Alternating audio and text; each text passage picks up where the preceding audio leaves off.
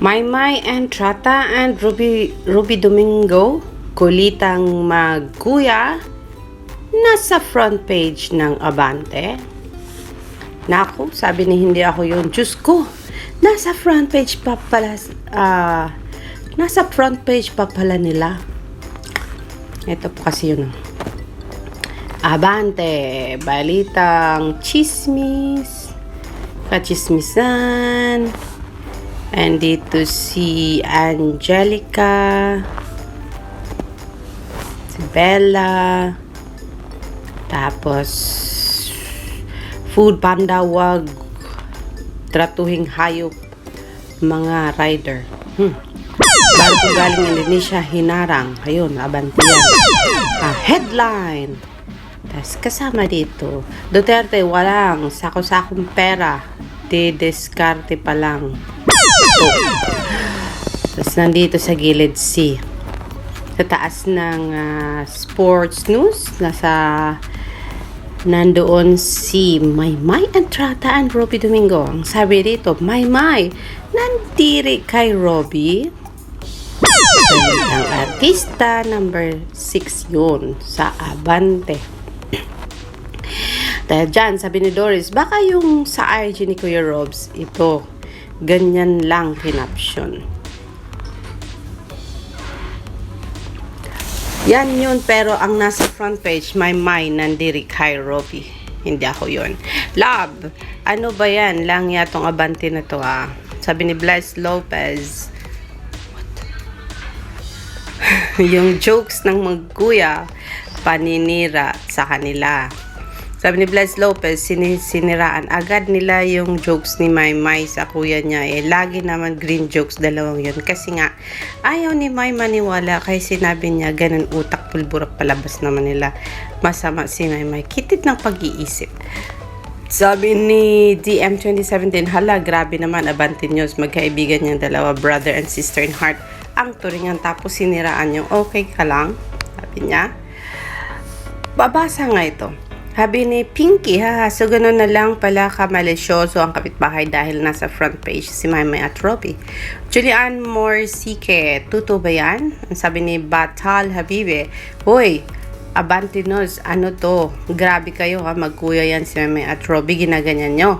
Sabi ni Pahina naman, diba, bypass yung trend list parang pang front page agad, Sabi ni G-Red, nandiri talaga? Ang sabi ni Malos, matatawa ka na lang.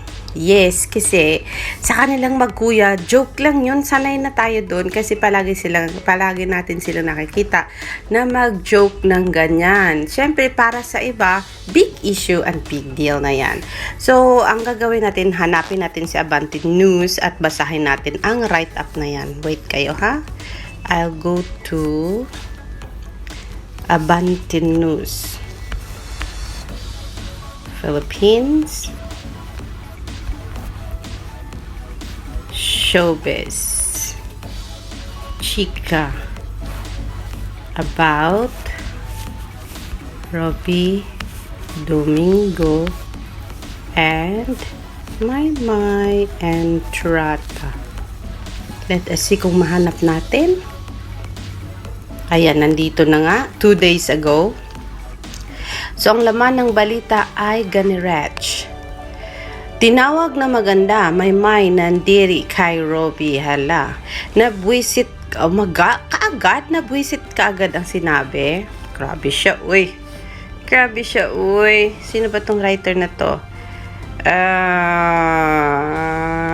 Who is the writer?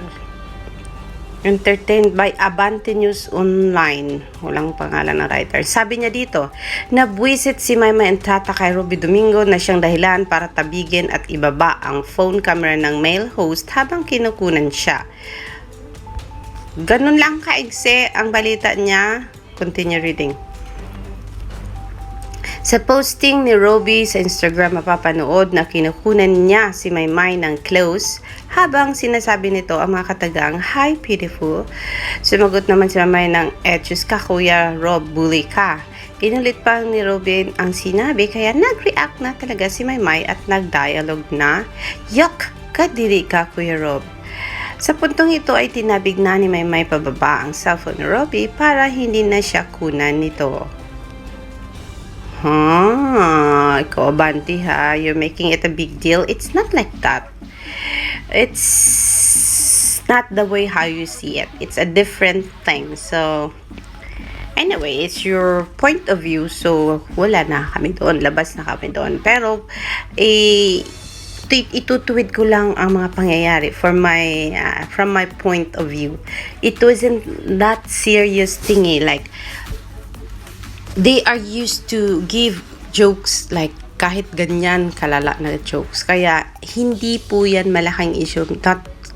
Not a big deal. Kasi kung sinusubaybayan mo ang buhay ni Maymay at ni Robbie together as friends, or kuya, as I want as a squad from PBB, yung mga interviews nila way back then, walang nagbago. They're the same thing, jokes here and there, and it's, I don't think so na tama na sabihin na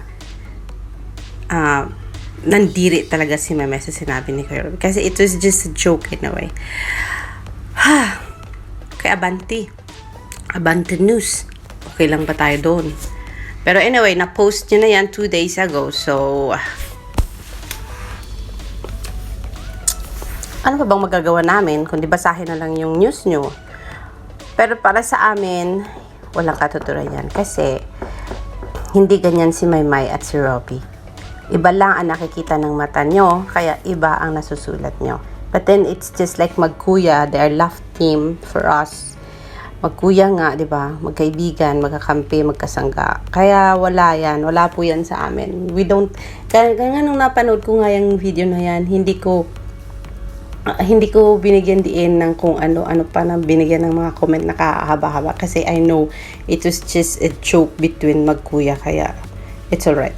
Okay, Skyrocket. Sir Gary V for Kwentong Barber tonight at 6 p.m. Ayan, Miyerkules na pala ngayon. Kaya Kwentong Barber na.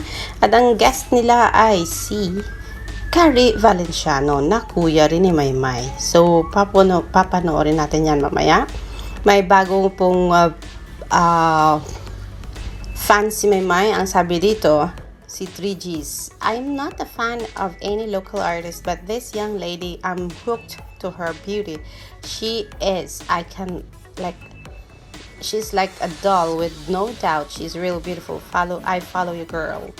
At ang finalo niyang, nakita niyang video about Maymay, na na-hooked siya, ay ito po yun. Yung sinabi ni Maymay na nandiri siya kay Kuya Rob niya. So, let's all watch this again and let's remind ourselves what happened back then sa ASAP natin to. Kung bakit nagkaroon ng naging front page si Maymay Entrata and Robbie Domingo sa Abante News. And the video is this one. Robs, buli ka. Tumawa po si Maymay after tabigin yung Hi, beautiful. camera. So, it's not a big deal. Let's ka, Kuya Robs, buli ka. Hi, beautiful. Yak, kadiri ka, Kuya Robs. So, yan po yun. So, yan po ang nangyari. So, wala pong big deal yan sa amin, mga supporters. It was just a joke between Maymay and Kuya Robbie. Pinost lang ni Kuya Robbie kasi nakakutan siguro siya sa video na ito ni Maymay. So, yan lang muna, Alexandra Lex Juice. Magang update tayo kasi baka mamaya hindi na naman tayo makapag-update at hindi na naman natin masundan kung anong nangyari sa buhay ni Maymay at Edward sa buong araw kasi parang 3 araw na po akong konti lang ng uploads ko. Pasensya na po. But we'll try to give you more today. So, this is Alexandra Lex Juice saying, see you on my next, guys. Good morning.